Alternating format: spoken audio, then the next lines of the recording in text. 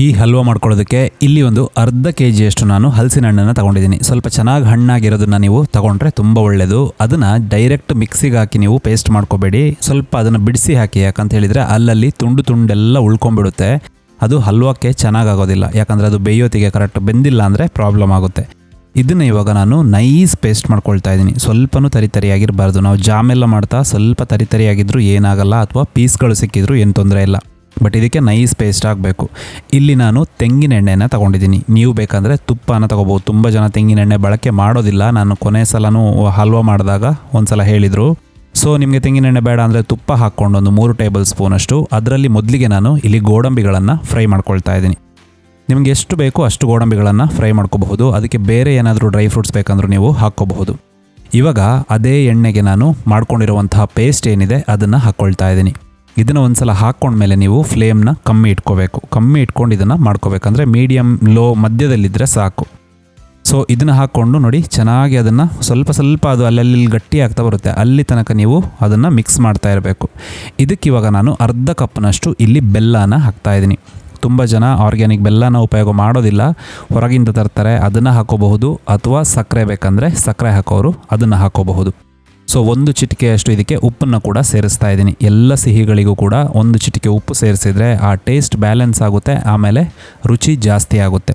So ಎಲ್ಲದನ್ನು combine ಮಾಡ್ಕೊಳ್ಳಿ. ಬೆಲ್ಲ ಪೂರ್ತಿಯಾಗಿ ಕರಗಬೇಕು, ಅದರಲ್ಲಿ ನೀರಿರೋದು ಕಮ್ಮಿ ಆಗಬೇಕು. ಆವಾಗ 2 ಟೇಬಲ್ ಸ್ಪೂನಷ್ಟು ನೀವು ಎಣ್ಣೆನ ಹಾಕಿ ಅದನ್ನು ಮಿಕ್ಸ್ ಮಾಡ್ತಾ ಬರಬೇಕು.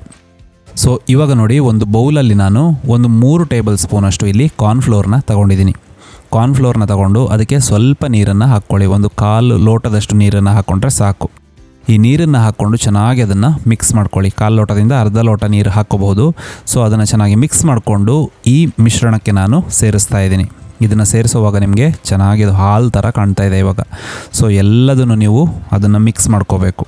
ಈ ಥರ ಮಿಕ್ಸ್ ಮಾಡುವಾಗ ಡಾರ್ಕ್ ಕಲರ್ ಇರೋದು ಇವಾಗ ಸ್ವಲ್ಪ ಲೈಟ್ ಆಗ್ತಾ ಇದೆ. ಹಾಗೆಯೇ ಇಲ್ಲಿ ಯಾವುದೇ ಕಲರ್ ಅಂದರೆ ಆರ್ಟಿಫಿಷಿಯಲ್ ಬಣ್ಣನ ಉಪಯೋಗ ಮಾಡಬೇಡಿ, ಇದೇ ಥರ ಸಾಕು. ಯಾಕಂದರೆ ಬೆಲ್ಲ ಹಾಕಿದ್ರೇ ಒಂದು ಒಳ್ಳೆ ಕಲರ್ ಬರುತ್ತೆ. ಸಕ್ಕರೆ ಹಾಕೋರು ನಿಮಗೆಲ್ಲಾದರೂ ಆರ್ಟಿಫಿಷಿಯಲ್ ಕಲರ್ ಬೇಕು ಅಂದರೆ ನೀವು ಸೇರಿಸ್ಕೋಬಹುದು.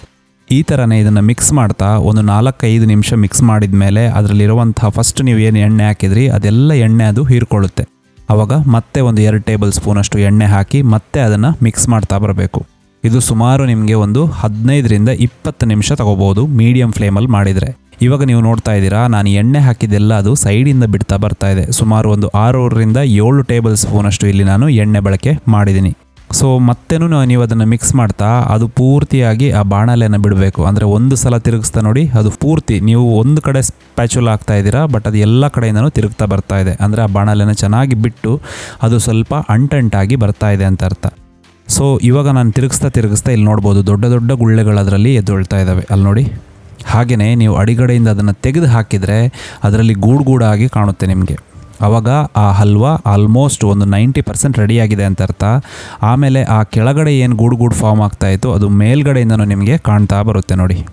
ಈ ಥರ ಗೂಡಾಗಿ ಕಂಡ್ರೆ ಅದು ಪರ್ಫೆಕ್ಟಾಗಿ ರೆಡಿಯಾಗಿದೆ ಅಂತ ಅರ್ಥ. ಸೊ ಇವಾಗ ಏನು ಮಾಡಬೇಕು, ಅದರಲ್ಲಿರುವಂತಹ ಎಣ್ಣೆನ ಫಸ್ಟಿಗೆ ಒಂದು ಪ್ಲೇಟಿಗೆ ಹಾಕ್ಕೊಳ್ಳಿ.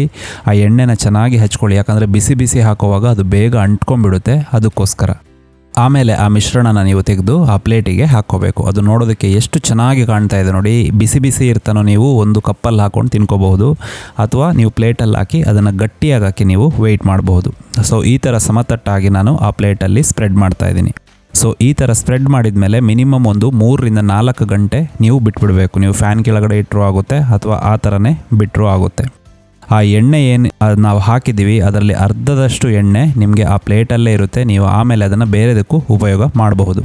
ಸೊ ನಾನಿವಾಗ ಒಂದು 5 ಗಂಟೆ ಇದನ್ನು ಬಿಟ್ಟಿದ್ದೆ. ಇವಾಗ ನಾನು ಆ ಪ್ಲೇಟಿಂದ ಟ್ರಾನ್ಸ್ಫರ್ ಮಾಡ್ತಾ ಇದ್ದೀನಿ. ನೋಡೋದಕ್ಕೆ ಅದು ಎಷ್ಟು ಚೆನ್ನಾಗಿ ಕಾಣ್ತಾ ಇದೆ ನೋಡಿ. ಸೊ ಇವಾಗ ಕಟ್ ಮಾಡ್ತಾನೂ ನೀವು ನೋಡ್ಬೋದು ಪರ್ಫೆಕ್ಟಾಗಿ ಎಷ್ಟು ಗಟ್ಟಿಯಾಗಬೇಕೋ ಅಷ್ಟೇ ಗಟ್ಟಿಯಾಗಿದೆ.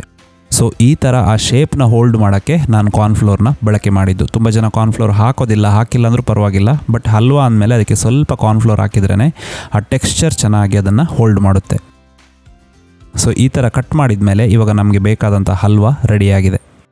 ನೋಡಿದ್ರಲ್ಲ, ತುಂಬ ಸಿಂಪಲ್ಲಾಗಿ ಮಾಡುವಂಥದ್ದು. ಹಲಸಿನ ಹಣ್ಣೆಲ್ಲಾದರೂ ಮನೇಲಿ ತಂದಾಗ ತುಂಬ ಸಲ ಊರಲ್ಲೆಲ್ಲ ಮಲೆನಾಡಲ್ಲೆಲ್ಲ ವೇಸ್ಟ್ ಆಗಿಬಿಡುತ್ತೆ. ಅದ್ರ ಬದಲಾಗಿ ನೀವು ಹಣ್ಣಾಗಿರುವಂಥ ಹಲಸಿನ ಹಣ್ಣು ಏನಿದೆ ಅದನ್ನು ತಗೊಂಡು ಈ ಥರ ಹಲ್ವಾ ಮಾಡಿಟ್ರೆ ನೀವು ತುಂಬ ದಿನ ಇದನ್ನು ಸ್ಟೋರ್ ಮಾಡಿಕೊಂಡು ಬೇಕಾದಾಗ ತಿಂದು ಎಂಜಾಯ್ ಮಾಡಬಹುದು. ಬೆಲ್ಲ ಹಾಕಿರೋದ್ರಿಂದ ಆರೋಗ್ಯಕ್ಕೂ ಕೂಡ ಒಳ್ಳೆಯದು, ಮಕ್ಕಳಿಗೆಲ್ಲ ತುಂಬ ಇಷ್ಟ ಆಗುತ್ತೆ ಇದು. ಸೊ ಈ ಸೂಪರ್ ಡೆಲಿಷಿಯಸ್ ಆದಂಥ ಹಲ್ವಾನ ಹಲಸಿನ ಹಣ್ಣು ಸೀಸನ್ ಇರೋತ್ತಿಗೆ ಮಾಡೋದಕ್ಕೆ ಮರಿಬೇಡಿ.